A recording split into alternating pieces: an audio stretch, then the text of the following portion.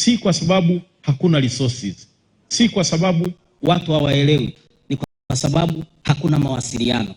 Kwa sababu leo kwa mfano unamwambia kwamba mto umekauka, chanzo kilichokuwa kinatoa lita milioni 270 kwa siku kilichokuwa kinatoa lita milioni 270 kwa siku ni wazi kwamba kinatoa lita milioni 50.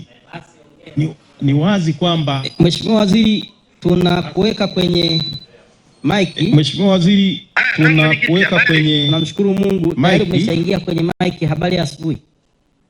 Safi, unaendeleaje? Tunamshukuru Mungu, tupo kwenye huu mkutano. Naam, mkoa. Tunaiangalia hii wizara yako ambayo ni uhai wa Watanzania, hasa mkoa huu wa Dar es Salaam na mikoa jirani. Naam, mkoa. Pamoja na upotevu wa maji ambao vyanzo vimekaukiwa. Naam. Lakini wakati haupo, nafikiri ulikuwa ukituangalia kupitia mitandao. Yaani siku ile aliyenipikia uji ni jirani. Nafikiri iko kwenye mkono wako pia kwamba Disemba au Desemba mpaka nimeenda kuuza mahindi, na maharage, nimepata nauli ya kuja Dar. Ukiangalia comments kwenye mitandao nilikuwa ninasoma hapa, watu wanaojibu live wanasema maneno ni mengi, wao wanataka maji, hawataki maneno. Yaani nimeuza chakula. Karibu Mheshimiwa Waziri, wakusikilize na Watanzania wanakosikiliza sehemu mbalimbali. Kwanza mwenyekiti,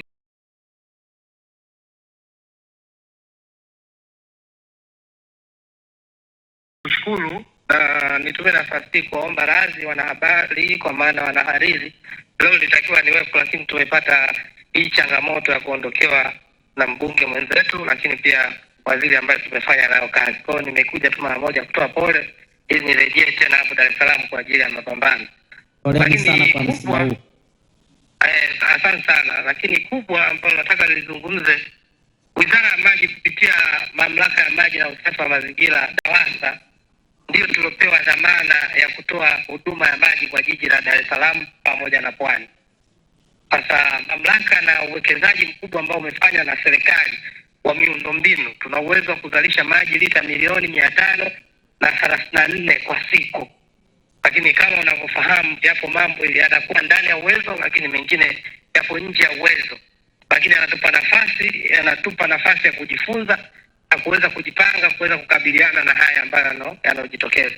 Ukweli ni kwamba sasa hivi tumepatia ukame kutokana na uchelewaji wa mvua za vuli kuanza kunyesha.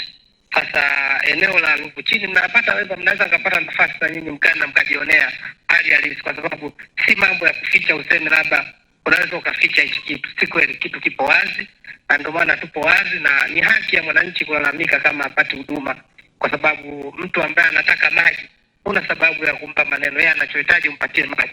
Lakini tumepata hii itilafu, tumepata hii changamoto. Niwaombe sana wana Dar es Salaam na wana Pwani, tuwe wavumilivu, tuwe na mshikamano kwa kipindi hichi. Ni cha mpito tu, na naamini tutavuka salama, kwa sababu wenzetu hali ya hewa wametoa taarifa mvua hizi karibuni zitaanza kunyesha. Lakini kubwa ambalo kama wizara tumekuja na tumeona hiyo hali halisi ya upungufu wa maji, yako maelekezo wazi ambayo tumeeleza kwa DAWASA. La kwanza, hiki kilichopo ambacho wana uwezo kukizalisha kwa Ruvu Juu, acho kidogo hapo Ruvu Chini, pamoja na eneo hili la Kigamboni kuyavusha maji, kitugaiwe kwa usawa. Tunajua kabisa sasa hivi tuna changamoto, hatuzalishi kama tulivyokuwa tunazalisha, lakini hiki kilichopo kigaiwe kwa usawa na ratiba yake iwe wazi. Yaani kwa maana kwamba leo Magomeni, Tandale, Sinza, Wananyamala ama Kijitonyama na maeneo mengine watapata maji. Manake mnawapa nafasi.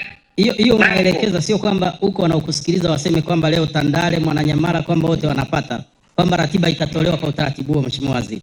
Tulishatoa hayo maelezo na wao wanatakiwa kutekeleza, na mimi nitarudi hapo muda sio mrefu kwa sababu hii ya dharura kuhakikisha hayo maelekezo tunayatoa yako wazi na yanatekelezwa. Hiki kilichopo kinachozalishwa, hatuzalishi kwa utaratibu ambao ule wa kawaida, kina kimepungua, lakini kipo kiasi kidogo ambacho kinazalishwa. Basi kile kinachozalishwa ugaiwaji wake uwe sawia, kwa maana pia uwe na uwazi, isije kaonekana eneo fulani tu ndo anapata, maeneo mengine hawapati. Kwa hiyo wameanza huo utaratibu, lakini ratiba yake iwe wazi ili mtu apate nafasi ya kujiandaa. Kama leo amepata au siku yake ya kupata, basi aweze kuhifadhi maji yake, kwa sababu ukihifadhi leo hata kujisaidia na kesho, ili mtu aweze kujiandaa. Lakini jambo la pili, hili jambo liwe shirikishi, lisiwe tu la DAWASA pekee yake, kwa sababu ni jambo la mpito. Wapo wadau wa sekta binafsi ambao wana visima vikubwa au wanatoa huduma, basi wasitengenezee mazingira ama urasimu, hasa katika hichi kipindi. Tushirikiane nao, na sisi kama taasisi kwa maana ya DAWASA, vipo visima ambavyo vimechimbwa hapa Dar es Salaam kupitia DAWASA yenyewe na wizara, viingizwe kwenye mfumo ili kuhakikisha kwamba vinaongezea uzalishaji ili watu waendelee kupata huduma ya maji safi na salama, hasa katika kipindi hichi cha mpito. Kwa hiyo hilo jambo tumeona koma nilifika mwenyewe kwamba baadhi ya visima vimeingizwa kwenye mfumo. Nadhani tuendelee kusimamia hivi vilivyopo, lakini kubwa tuzingatie ubora wa maji ambao ya visima na msingi. Lazima kabla hajaingizwa wapime ubora wake ili kuzingatia afya ya watu wetu. Lakini swala lingine la msingi kutoa hii elimu na kuweza kujua hali sisi tuweze kushirikiana. Na eneo kubwa ambalo waeleza wakati na wahariri. Kutoa hii elimu na kuweza kujua hali sisi tuweze kushirikiana. Na eneo kubwa ambalo la ushirikiano na wanahariri ni eneo la swala la utunzaji wa vyanzo vya maji. Tunafanya operation, tunafanya jitihada, lakini kwa kweli bila utunzaji wa vyanzo vya maji na watu wanahabari, mabadiliko ya tabia nchi. Swala la ulindaji na utunzaji wa vyanzo vya maji, tuwe na uelewa mpana ili tuweze kushirikiana, kwa sababu leo tulikuwa na vyanzo vya maji miaka nyuma, watu walikuwa wanaongelea sababu leo tulikuwa na vyanzo vimekauka, vimeenda watu walikuwa wanaongelea kwa sababu ya mabadiliko ya tabia nchi, uharibifu wa mazingira. Vimeenda swala kwa sababu ya mabadiliko ya tabia nchi, uharibifu wa mazingira. Kwa swala linahitaji kwa pamoja ili kuhakikisha kwamba tunavuka salama. Kweli maji kusaidia, unaweza kupata kuhakikisha kwamba tunavuka salama. Kweli maji hawana unaweza kupata maji lakini wanatumia bahari. Kwa nini sisi hapa tumeshindwa kutumia vyanzo vya maji lakini wanatumia bahari? Kwa nini sisi hapa tumeshindwa kutumia? Lakini ukweli Tanzania si maskini wa vyanzo vya maji, tujikite kwenye swala la uhifadhi wa maji. Na ndio maana tunafanya jitihada sasa ya ujenzi wa bwawa kubwa la Kidunda. Naweza mkapata wasaa pia mkaenda mkaliona. Tunajenga kwa fedha za ndani ili Watanzania waone uhalisia na wahariri muone kazi kubwa ambayo inafanywa na serikali hii ya awamu ya 6 chini ya Daktari Samia Suluhu Hassan. Kwa hiyo niombe hii nafasi, nami tunaweza tukashirikiana pamoja, mkaone hizi jitihada moja, tupite mkaone hali halisi Ruvu, lakini pia mkaone ili ujenzi wa bwawa la Kidunda na jitihada za serikali zinazofanywa kuhakikisha kwamba hizi hali zisitokeze kwa mara nyingine tena. Lakini eneo lingine ambalo tunaweza tukashirikiana na wahariri ni swala zima la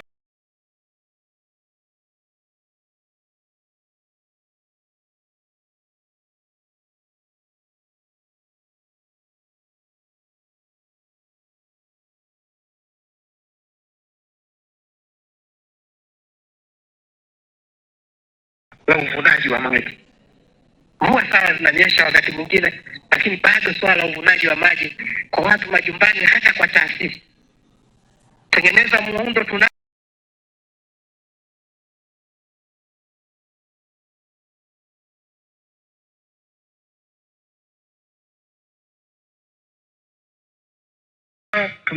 miongozo mbalimbali, lakini swala la elimu, mtu anapotaka kujenga nyumba yake walau iwepo design ambayo anaweza kavuna maji yake. Kwa mfano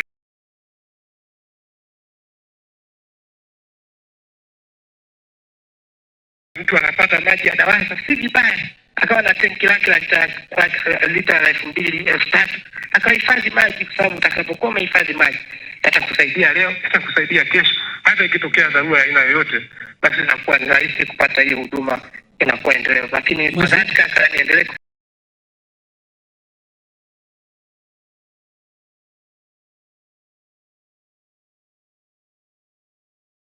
na mkuu. Mheshimiwa Waziri, wakati wa uteuzi wewe na naibu wako mlirudi kwa kishindo na inaonekana hakuna hata kuwaza mara mbili, na katibu mkuu na wote, ina maana umeaminiwa kwa kiwango kikubwa ukilinganisha tangu mwaka 1950 bwawa la Kidunda lilikuwa likizunguka.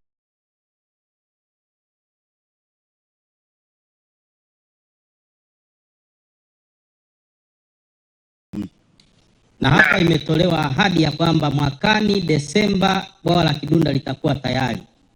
Tusikie kauli yako ya hakikisho kwa Watanzania, ili siku tukikuuliza useme niliitoa au sikuitoa ukamilikaji wa hili bwawa, na kwamba utalisimamia usiku na mchana au utalala ili mwaka mmoja baadaye utuambie tena mvua hazikunyesha. Bwawa la Kidunda ndio lengo letu, na tunajenga kwa fedha zetu za ndani.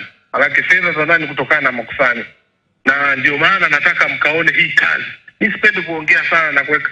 Twendeni mkaone kazi ambayo inafanyika na mtaona commitment ambayo pale inafanyika. Kwa hiyo niweke ahadi kwamba moja, twende Ruvu chini na Ruvu juu mkaone hali halisi, lakini la pili, katika wiki hii inaanza, hebu twendeni na Kidunda mkaone hii kazi. Hata wahitaji maneno, nataka twende mkaone kazi na mtaona kazi inayofanyika inazungumza zaidi kuliko maneno.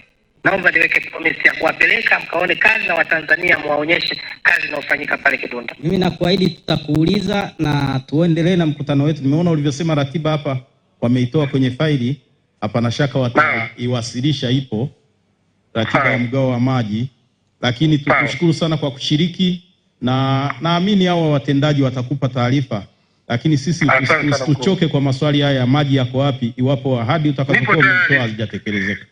Ni haki ya wana Dar es Salaam, wana Pwani kupata huduma, na kwa kweli tuombe radhi kutokana na hii changamoto iliyopita, lakini kipindi cha mpito, lakini serikali kupitia Wizara ya Maji tupo hapo na hatuondoka. Hichi kilichopo basi kigaiwe kwa usawa. Tunawaomba wadau mbalimbali tushirikiane, lakini pia wahariri na vyombo vya habari.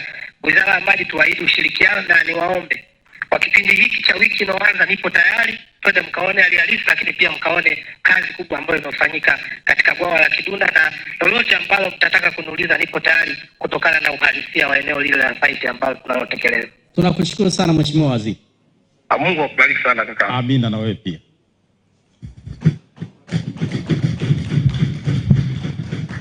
Kwa kweli sasa sina la kuongeza.